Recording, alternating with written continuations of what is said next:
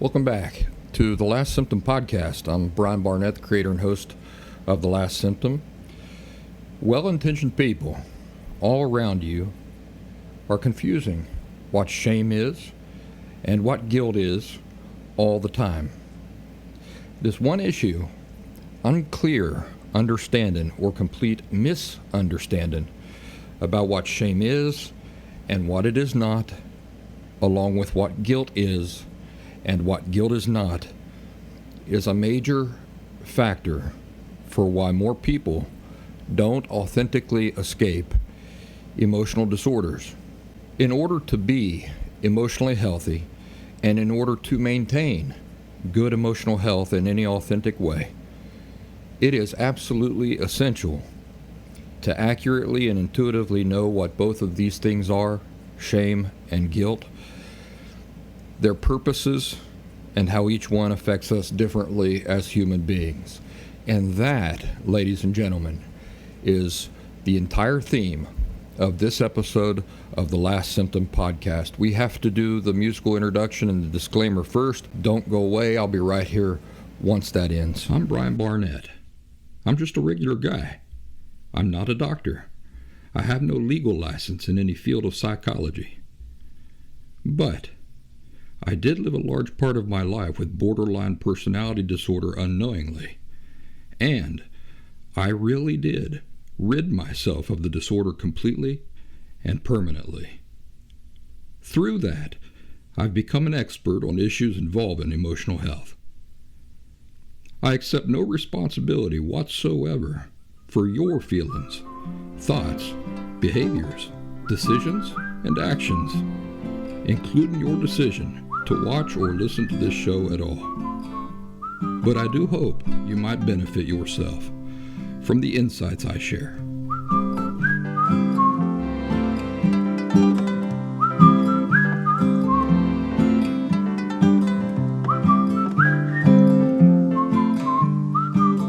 Guilt and shame. My goodness. Two things that a lot of people use interchangeably and get mixed up all the time, and my goodness, the confusion over the subject creates so many problems, and it prevents so many people from making progress in authentic recovery. And I know we've talked about it in the past, but it's important to talk about it again. Before we get started on this discussion, let me make a couple of announcements. TheLastSymptom.com is my website full of free and paid resources. I hope you'll run over there and check her out. We have an online community on the Locals platform. That's LOCALS. And you can join us by going to thelastsymptom.locals.com in your web browser, or you can download the locals.com app from the App Store and just search for The Last Symptom by Brian Barnett within. We do live streams there on Mondays. And in fact, I see a future where the live streams are going to replace this podcast for the most part. I think there might be times when I'll do special episodes of the Last Symptom Podcast, but I think we're getting there to a place where the live streams are what's going to overtake this. So if you'd like to take part in those, be sure to join us over there on our online community on Locals. The Last Symptom Fundamentals course is that intensive 2-week online pre-recorded course that you can take to give you a real leap forward in your own efforts toward authentic recovery. Basically, it contains all of the insights that I needed in order to get healthy myself and recover from borderline personality disorder. So give that thing a gander. If it interests you, it's over at thelastsymptom.com in the paid resources tab. All right. What is the difference between guilt and shame? Here's the difference. Guilt says that what you have done or what you have not done is a problem. That's guilt. By contrast, shame says that you yourself are the problem. Another simple way of saying it is that shame is anytime you're feeling bad about yourself. I think I say that and it goes right over people's heads. Shame is any time you're feeling bad about yourself. And there are people who kind of as a reflex reject that. They think feeling bad about yourself is something that people should do from time to time. In other words, if you make a mistake or if you do something terrible, then they believe that the right thing is that you feel bad about yourself. But we're gonna talk about that a little bit. Let's go back to what we just said about guilt and shame. Guilt focuses on what you have done or what you have failed to do as a problem, as it being a problem. Shame, on the other hand, says that you're the problem. Another way of saying it is that shame is any time you're feeling bad about yourself. Do you see the relationship there? If you're feeling bad about yourself, that's because the feelings are trying to tell you that you yourself are the problem, not what you did or didn't do, but that you're the problem. Hence, the feeling bad about yourself. Unhealthy people don't make a distinction between things done, things people do, and people themselves. And that's one of the major flaws in reasoning and thinking with unhealthy people, is that they do not make that distinction. Shame is sneaky. It's sneaky in that sometimes it will often make you believe that you're feeling bad about something you've done or not done, when in reality, shame is only using that thing you've done or not done as a reason to feel bad about yourself. So a person doing a self-analysis may think, well, I am feeling bad about what I did or said or what I didn't do or didn't say. But the person is not really feeling bad about the thing itself. Rather, they're just using that thing to feel bad about himself or herself. So you understand what I'm saying?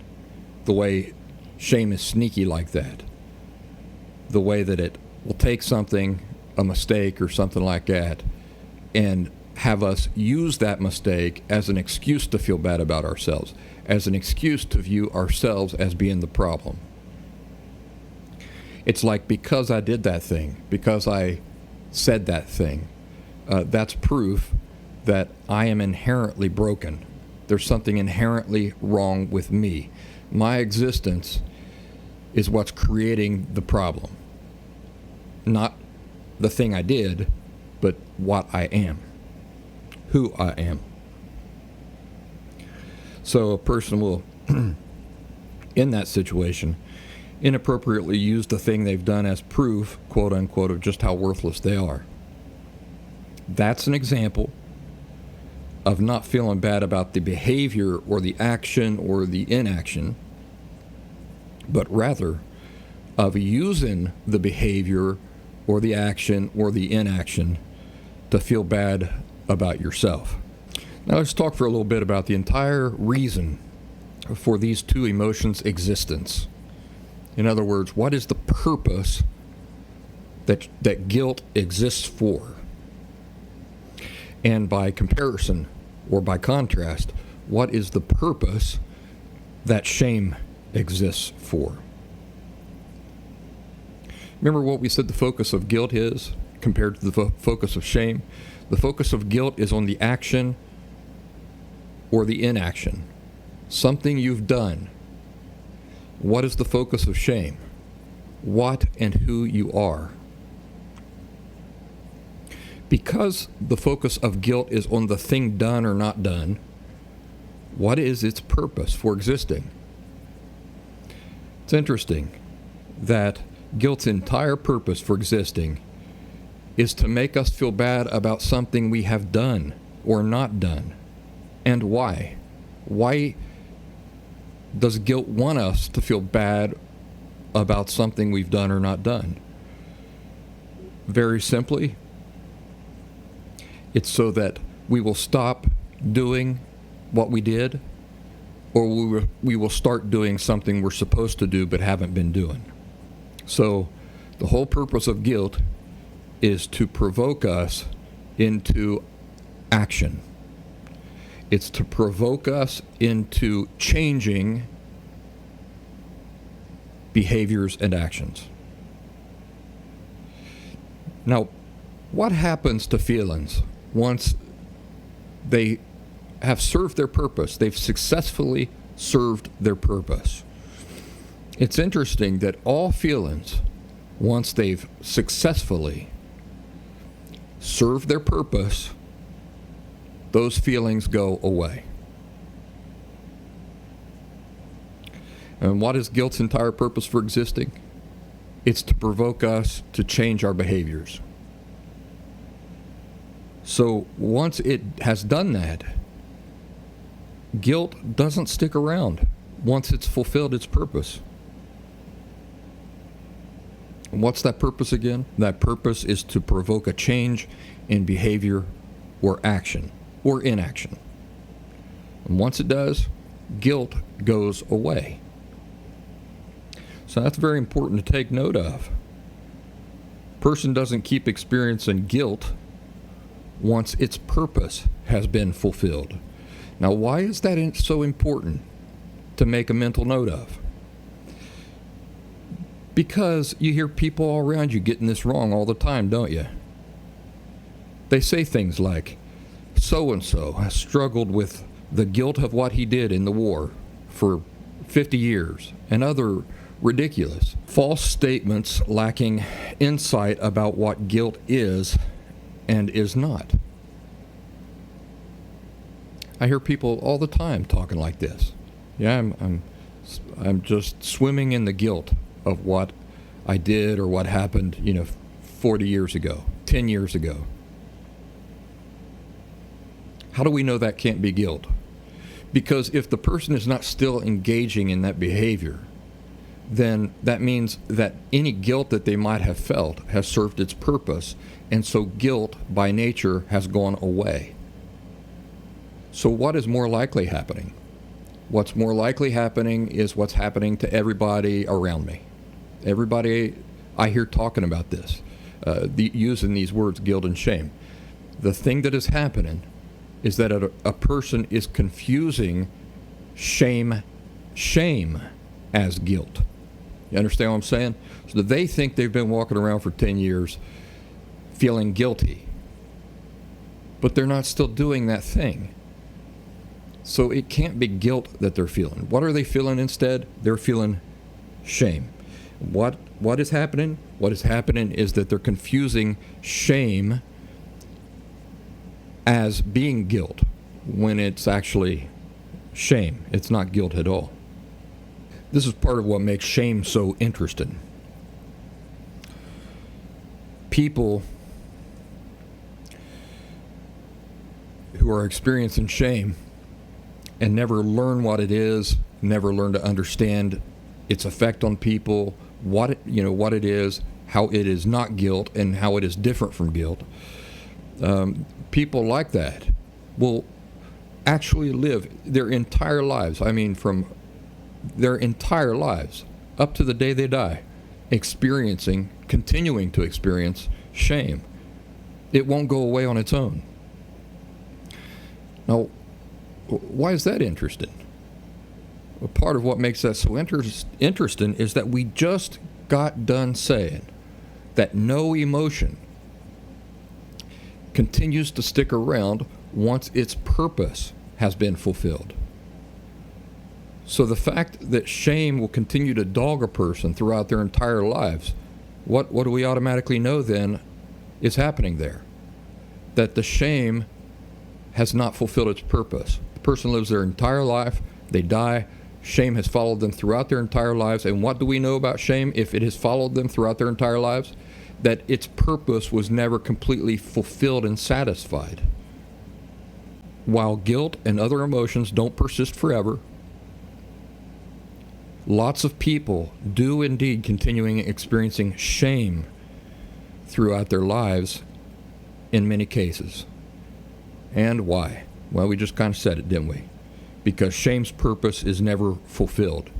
Its purpose is never satisfied. That's why it persists and dogs a person throughout their lives. Now, we've talked about what guilt's purpose is, right? It's to provoke a change in behaviors or actions. Thinking falls into there too. To provoke a change in thinking. To provoke a change in speech. But these all fall into the category of behaviors and actions, or inaction. So that's the purpose of guilt. What's the purpose of shame? It's to convince you that you yourself are the problem. Remember? So shame's purpose is not to convince you that something you've done is the problem, but rather that you are the problem. You yourself are the problem. Your existence in the world is what is wrong. So why does it never go away? It's simple. It never goes away because you always are, always have been, and will always be you. What does shame say the problem is? You. You are the problem. What will you never not be? Somebody other than you. If after 20 years you believe you're still feeling bad about something you stopped doing a long time ago, that's not guilt. And again, you hear people using that wrong all the time, don't they? It's simply a reflection of the fact that 99% of the world population does not know the difference between the two things. Guilt does not persist once its purpose has been fulfilled. So if a person's feeling bad after a long time, they're not still continuing with the same behavior or thinking or whatever. That isn't guilt, that's shame. Guilt would have gone away a long time ago. But shame will never go away. Why not? Well, think about it this way. What does shame give you to resolve? So in the case of guilt says that the thing you're doing is wrong, right? So if you want to fix that, what do you have to do in order to resolve the problem? You simply have to do something different, right? You just have to stop doing what you're doing or choose to do things differently or begin doing something that you've been failing to do up until now. And the problem is resolved. But shame won't go away because it gives you nothing to fix or resolve. Because what does it say the problem is? The problem is that you are you. That's the problem. And that's a real pickle to be in. Because it gives you nothing to fix or resolve. It says that you yourself are the problem. There is no fixing who or what you are. You have always been you. You will always be you. It doesn't matter how many years have gone by. You are still you. It's not something you can stop being. So again, when people believe that they still feel quote-unquote guilty about things they stopped doing an eternity ago, the only explanation is that they're confusing shame as guilt. They're not feeling guilty. They're not carrying around guilt on their shoulders, as the common expression goes. No, what they're carrying around is shame. Shame, not guilt. In fact, that whole term should be changed to packing around shame on one's shoulders, not guilt, because 99.9% of the time, that is what a person is carrying, not guilt. You know, the fact is that a lot of people may believe that the thing they did or didn't do is what is following them around. Their regrets, their bad feelings about something that they did. They may truly believe that that is the thing that they're continuing to feel bad about. And if you ask them, what is it? Are you feeling shame or are you feeling guilt? They'll say, no, it's the thing. It's the thing I'm feeling bad about. I wish that I had not done that. Or I wish that I had done something that I failed to do. But in reality, what do we know is actually happening? What we know is that they're simply using the memory of that behavior or that action or inaction as an excuse to feel bad about themselves, which again is not guilt at all. That is shame. Shame is any time you feel bad about yourself. Remember I said earlier that a lot of people think that that's appropriate. That when a person does a terrible thing, they should feel bad about himself or herself. And I said that that's shame, and that those people are mistaken. It is never proper to feel bad about oneself. Why is that? Well, we just kind of talked about it. Because it's non-constructive. It doesn't give you anything to fix. When you feel bad about yourself, by the inherent nature of what that involves is you looking at yourself as being the problem.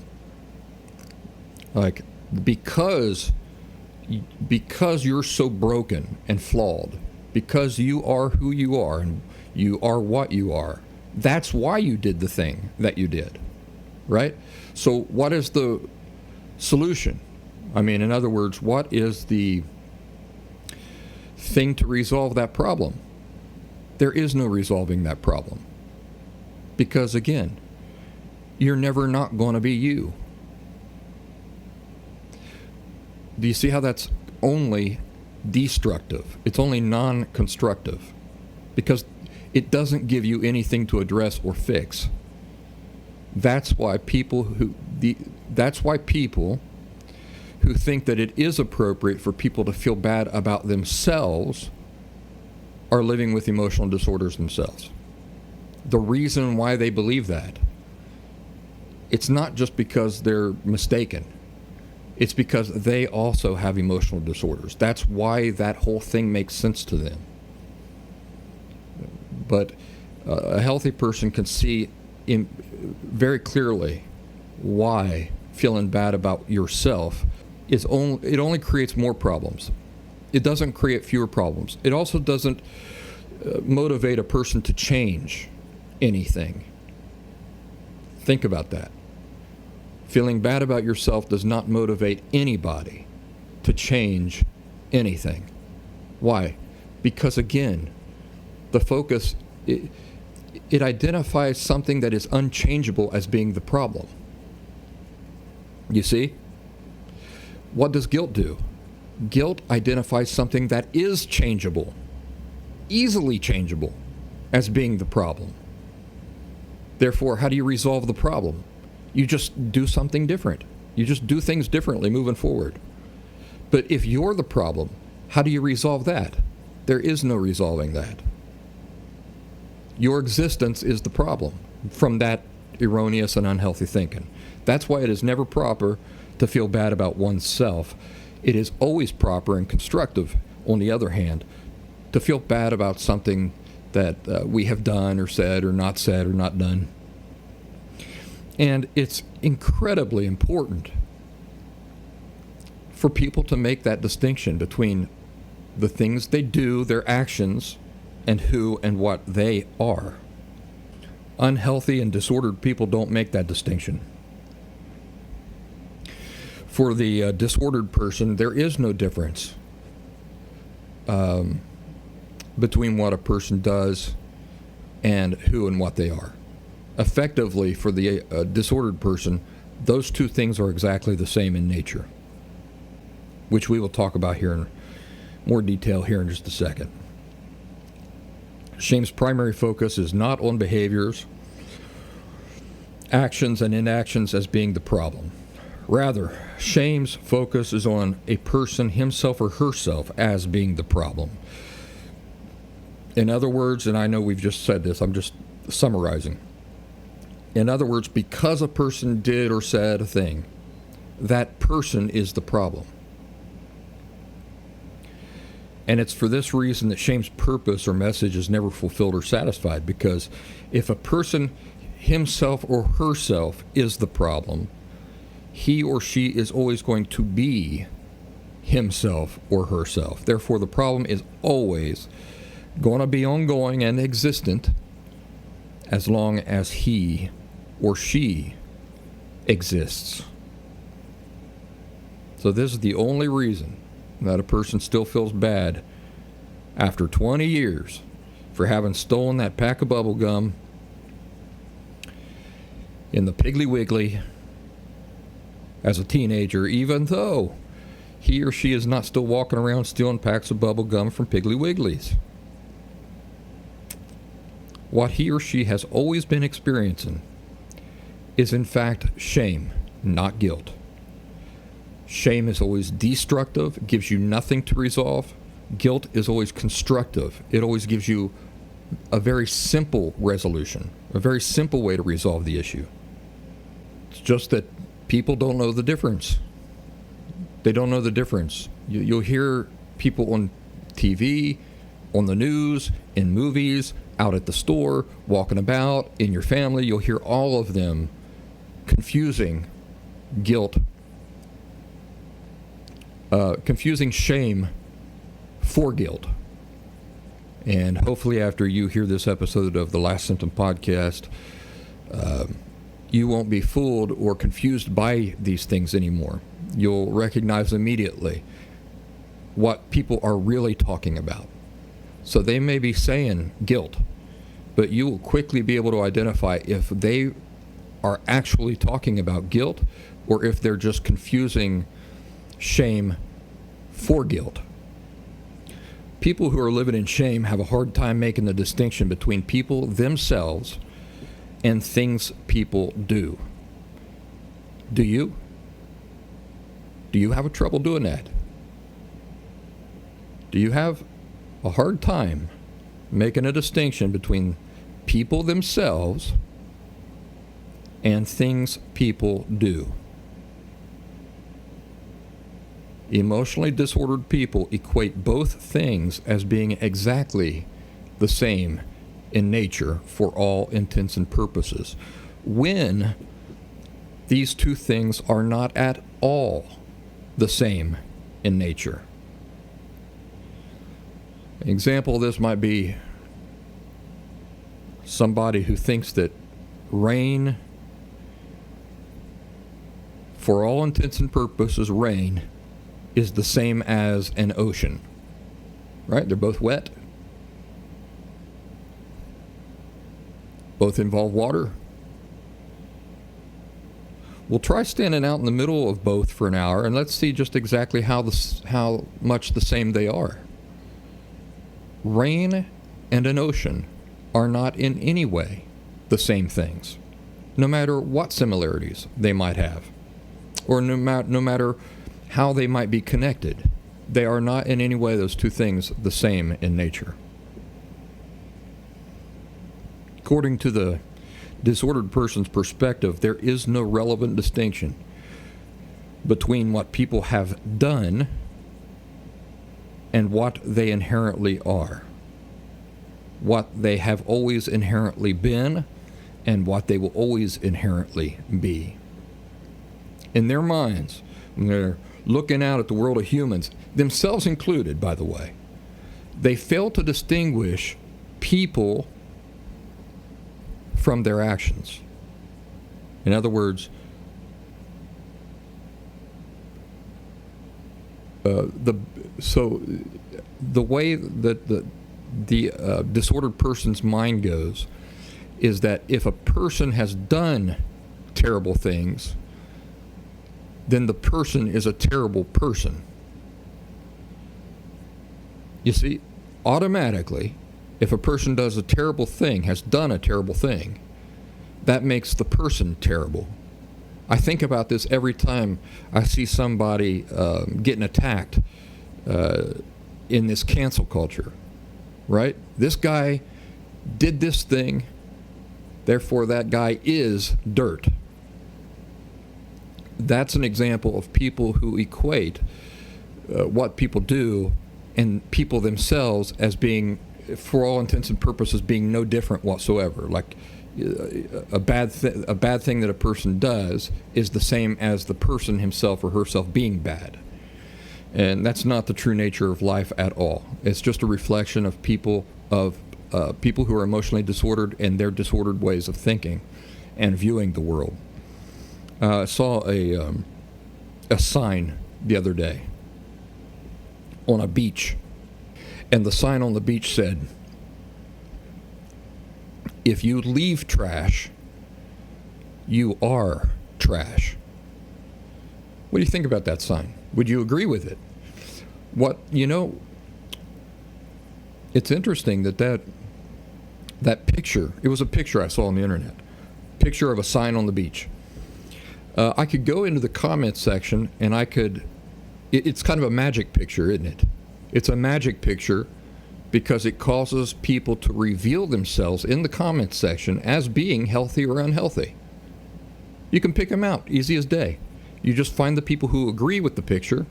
Yeah, that's right. They're all living with emotional disorders.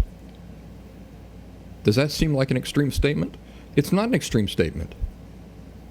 The reason why they would agree with the picture or with the sign is because of their inability to distinguish people from their actions. So for the person reading that and agreeing with it, their way of looking at the world is that there's effectively no difference between the things people do and what and who people are. Healthy people, on the other hand, would look at that and say, that's absolutely not right. It's absolutely not right. People change. People have bad days. People have good days. People might leave their trash on the beach by complete mistake. Maybe they're sitting there and the wind blows it way beyond their reach. They can't get to it.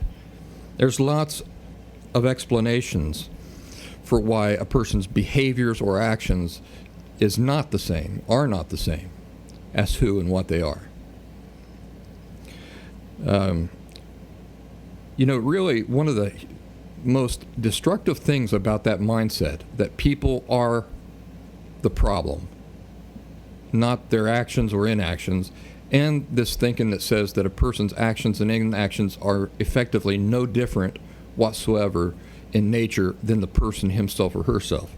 The really destructive thing about this is that, number one, it causes disordered people to look out and define others by their mistakes.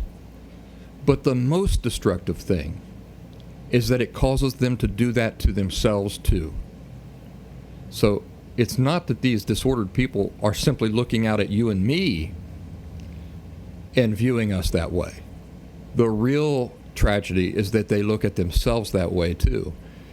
And then they live lives consumed in shame. Why? Because they're the problem. They're the problem. And even if they may fake on the surface like they have a high self-esteem and they have no insecurities, maybe this is the act they put on for everybody. On some level, if this is the belief system that they live with and the perspectives that they walk around with, they view themselves that way too. And so you can be assured that from their point of view, they are their mistakes. They're not people who have made mistakes. They are their mistakes. And so how do you resolve the problem? You can't resolve the problem. Now, are you starting to see why it's so destructive? Why would a person even begin to start working on fixing something that they view as an unchangeable reality? They don't. So a person on some level who is living with those perspectives has a lot of barriers to getting healthy. And one of those barriers is my issues are unfixable. They're an inherent part of me. All of my mistakes define me. There's no fixing the problem. The real problem is me. And so there's nothing to work on. Why would I put effort into trying to fix something that is unfixable or unchangeable? You see the problem. These things are all related. How about you listening to this? Are you doing a self-analysis and asking yourself, do I view myself as being my mistakes rather than simply being a person who has made mistakes? Why is that important to do that? Again, one perspective gives you an easy way to resolve the problem. You just work to not make the same mistakes. But if you are your mistakes, that gives you nothing to resolve.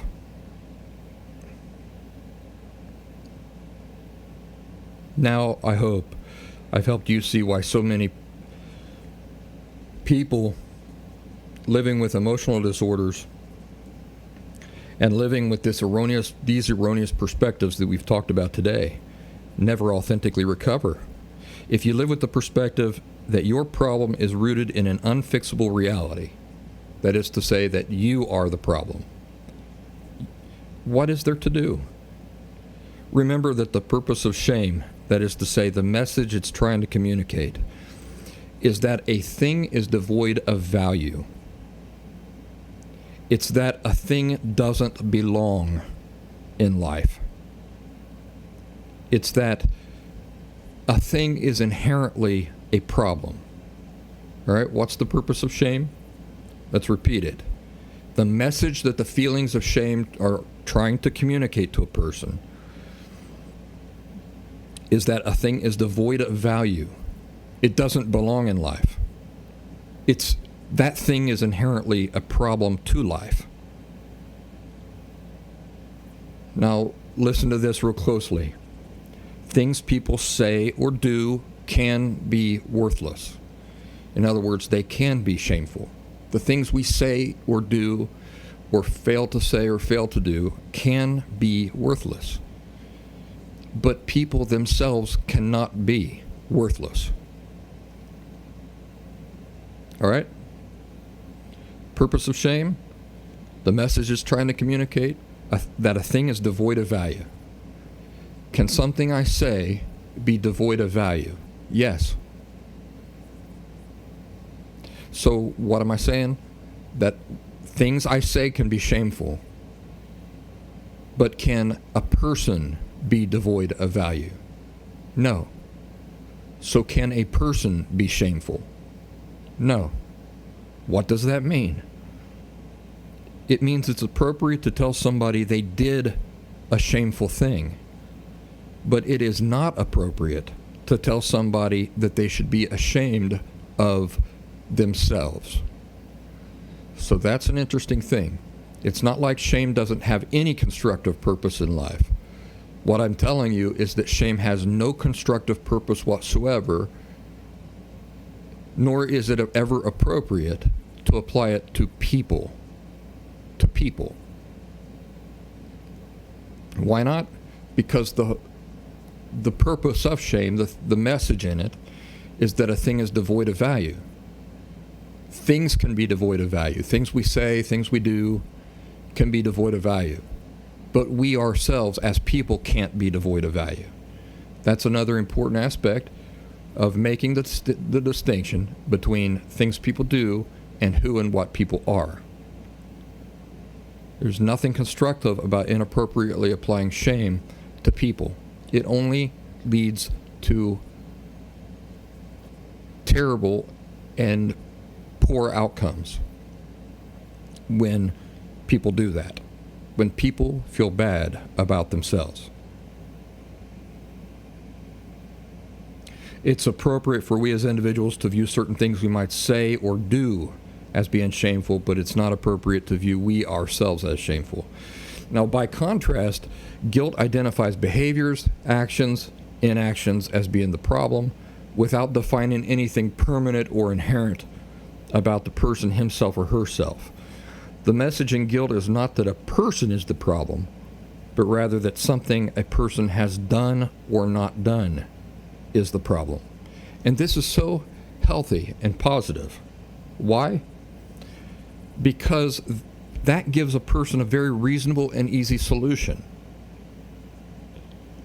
What is the solution? You simply do things differently moving forward. You just resolve to do things differently moving forward.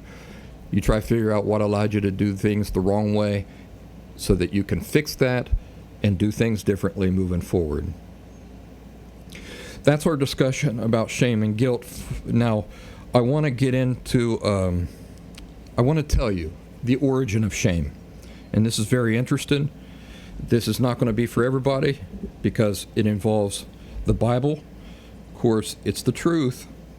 But if you're not a religious person or you don't respect the Bible or anything like that, which is fine, I don't believe that's fine. What I'm saying is I respect your right to believe whatever you do believe and things like that. But the origin of shame. The origin of shame. When is the very first time that shame made an appearance on the earth? And like I said, for those of you who don't want anything to do with the Bible, with Bible talk or religion, you're free to go now. I thank you for joining me, and I'll see you in the next episode of Last Symptom podcast. Now, consider joining us over there on our online community and taking part in our weekly live streams, so that you can get the full benefit of the things that I share through The Last Symptom. Now, for the rest of you who are interested in knowing the very first occasion that people ever experienced shame and the circumstances around that, I would direct your attention to Romans chapter 5, verse 12. And here's what Romans 5:12 says. It says, just as through one man sin entered into the world, and death through sin, and so death spread to all men, because they had all sinned. This is talking about Adam and Eve back in the Garden of Eden. It's interesting that Adam and Eve would have lived forever. They were perfect individuals. God created them that way. He created them as perfect humans. What brought about death, in other words, what made them imperfect, was when they sinned. Now, what happened when they sinned? The moment that Adam and Eve sinned, they stopped being perfect and they became imperfect.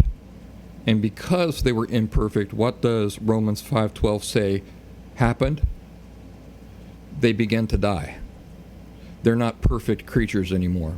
Now they slowly begin to die. Eventually they do die. Now they're way out back in history. But something else happened, is that when Adam and Eve sinned, at that point now they're sinful, they're flawed. They're flawed human beings, when before they were not. Now when Adam and Eve have children, what do they pass on to their children? Can two flawed people,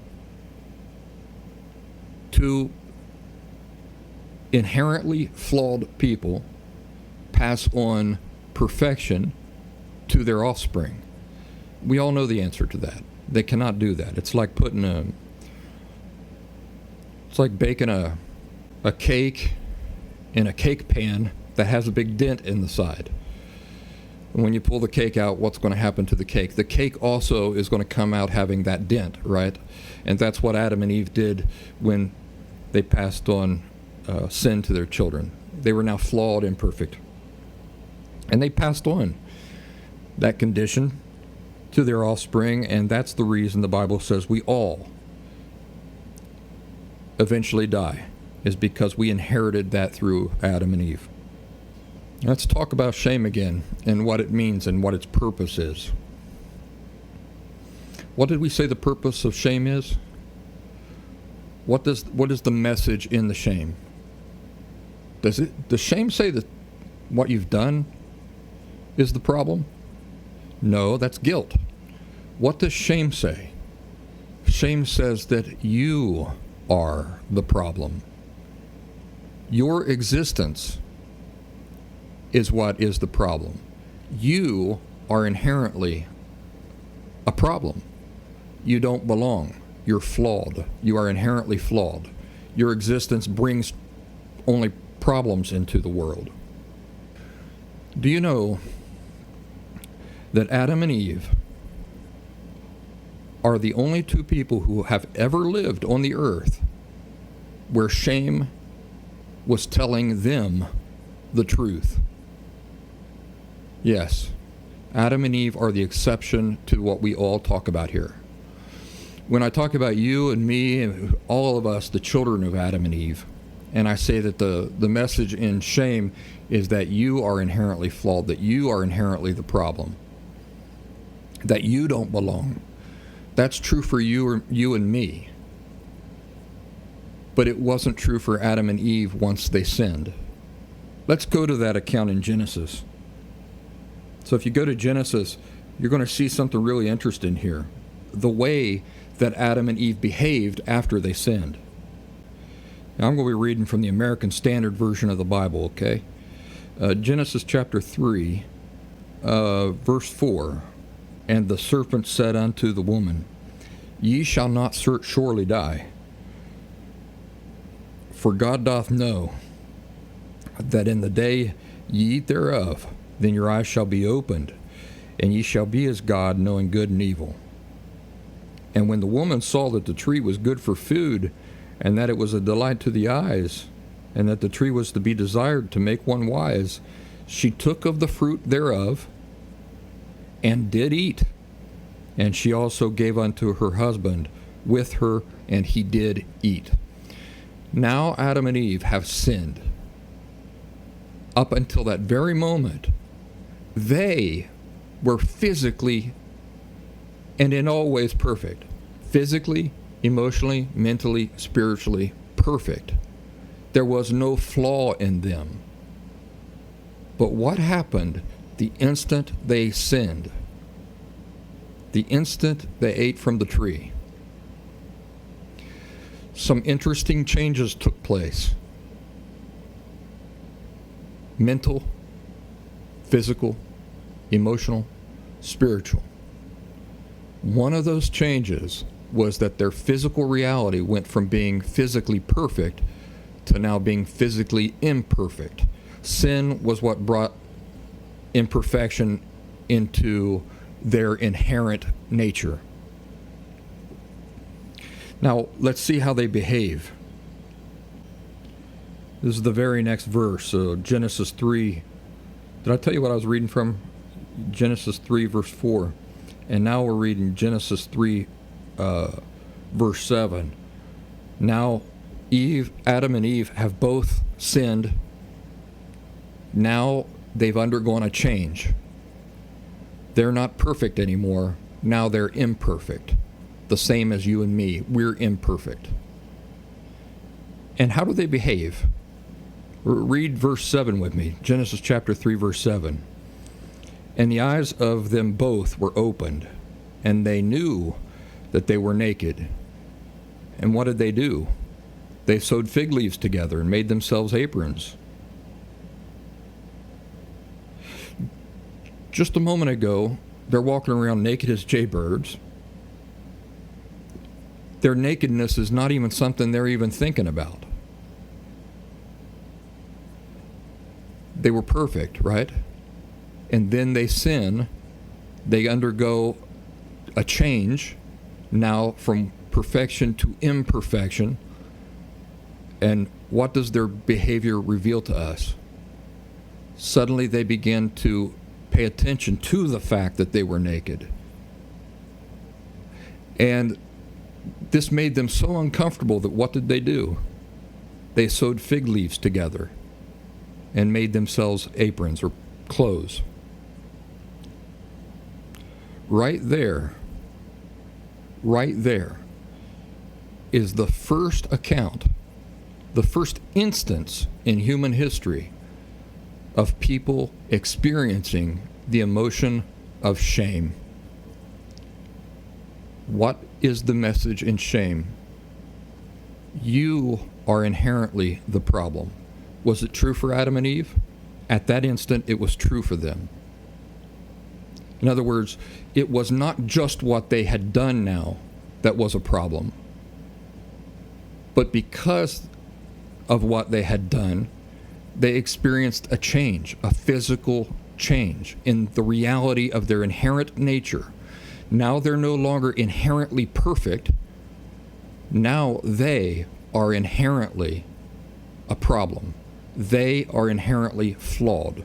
Their existence does not belong. It was not part of God's purpose for imperfect people to live on the earth. It was part of God's purpose for perfect people to fill the earth, not imperfect people.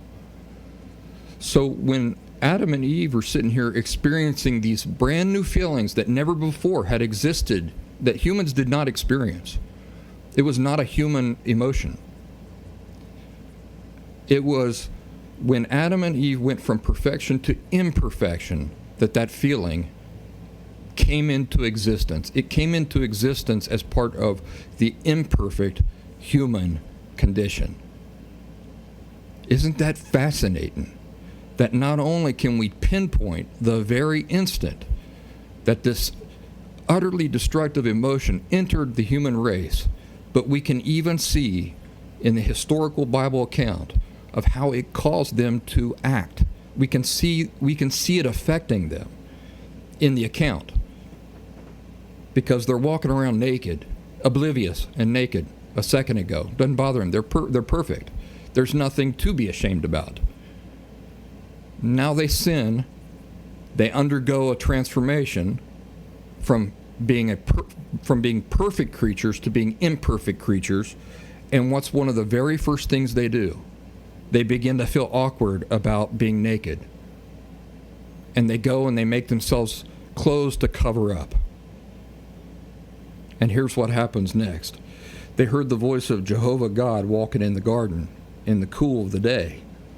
And the man and his wife hid themselves from the presence of Jehovah God amongst the trees of the garden. Again, this is the American Standard Version of the Bible. The wording might be slightly different in your Bible, but it's the same meaning for meaning. So the man and his wife, here's another interesting thing. They hear God's voice in the garden.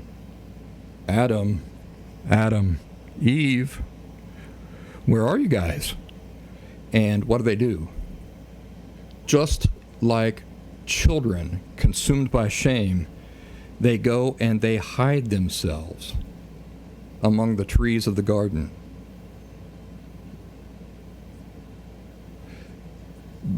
By this point, Adam and Eve had to have known that there's nowhere they could go or hide or be where God could not see them. But they couldn't help themselves. Why did they go and hide themselves from God?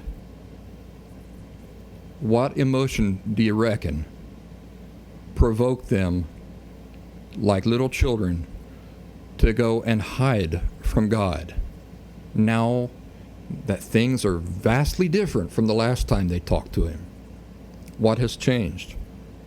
They are inherently different than what they were before. They themselves are different inherently. The nature of what they are, their selves, has changed from the last time they talked to God. The last time they talked to him, they were perfect. There was nothing to be ashamed about. There were no flaws. Now they are flawed, and they can feel it, and they're consumed with shame. And the shame is telling them appropriately, you have changed. It's not that you just did something wrong. You now are inherently what is wrong here. And Jehovah God called unto the man and said to him, where art thou? And Adam says, I heard thy voice in the garden, and I was afraid, because I was naked and I hid myself. And God says to Adam, who told thee that thou was naked? Hast thou eaten of the tree whereof I commanded thee that thou shouldest not eat? What a fascinating thing. And what does the man do? He blames it on the woman. But she gave it to me. That's what shameful people do. People who are experiencing shame do shameful things. So because a person views himself or herself as inherently the problem, an unfixable inherent problem, then no matter the good that they try to do or the good that's in their heart, eventually this self-hate will lead to shameful behavior. Like this. He's blaming the woman that he loved. He just gave up his life for her. Effectively, he just said goodbye to life. It was a death sentence. He knew it was a death sentence. But she handed it to him, and because he couldn't bear the thought of being without her, he went ahead and did it. But when he gets called out for it, what does he do? He behaves shamefully by turning on the very person that he just gave up eternal life for. So it's a fascinating account. If you want to read it yourself, I would encourage you to get out your own Bible, go to Genesis, and just read the first 3 or 4 chapters.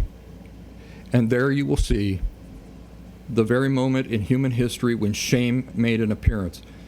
Why? So I said that it's appropriate for Adam and Eve. It was appropriate for Adam and Eve. Are we not also inherently broken and flawed? Yes, we are. We are inherently damaged, meaning that we are inherently imperfect. We inherited it from Adam and Eve, just like that first scripture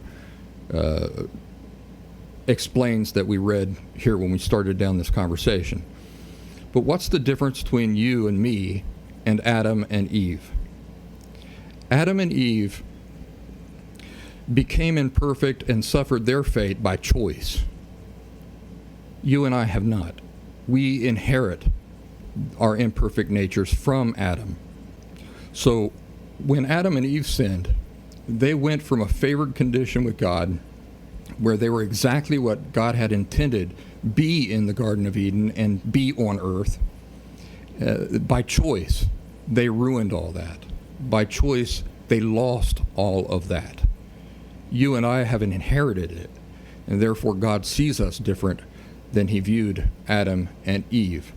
Another thing that we have access to that Adam and Eve did not have access to is the ransom sacrifice.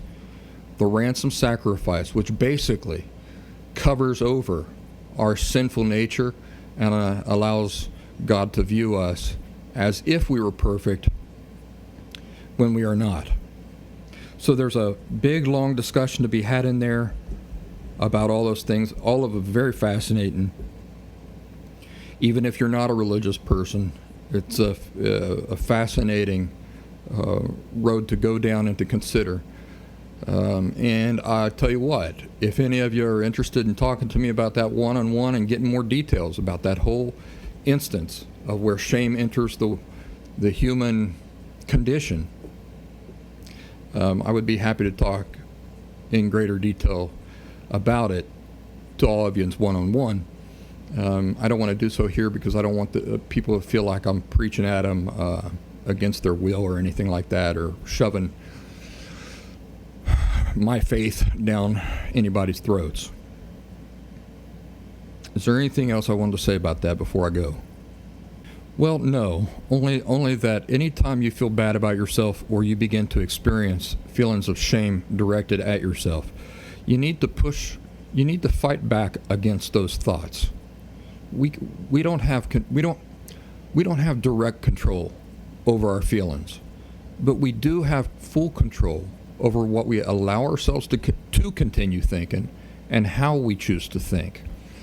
And so when that message of shame comes in and says that you're devoid of value, you're inherently the problem and you are devoid of value. That was true for Adam and Eve by choice, by their own choice. They did that and then suffered a change in their inherent nature. You and I, we never had a choice in that. And there have been provisions made for you and I to not have to feel that way about ourselves. And we certainly shouldn't think about that way about ourselves. It reminds me of one more scripture I'll share with you, which a lot of you are familiar with, John 3, 16 says that God loved the world so much. That means you and me, we have that much value that he gave his only begotten Son for us. For us. He didn't do that for Adam and Eve. They made their choice. But he does do it for you and me. He continues to view us with tremendous inherent value, and he wants you to view yourself as possessing great inherent value as well. So, ladies and gentlemen, thanks for joining me here for this episode of The Last Symptom, and I hope that you'll join us over there on the Locals group. Y'all take care. Do something nice for yourselves this weekend.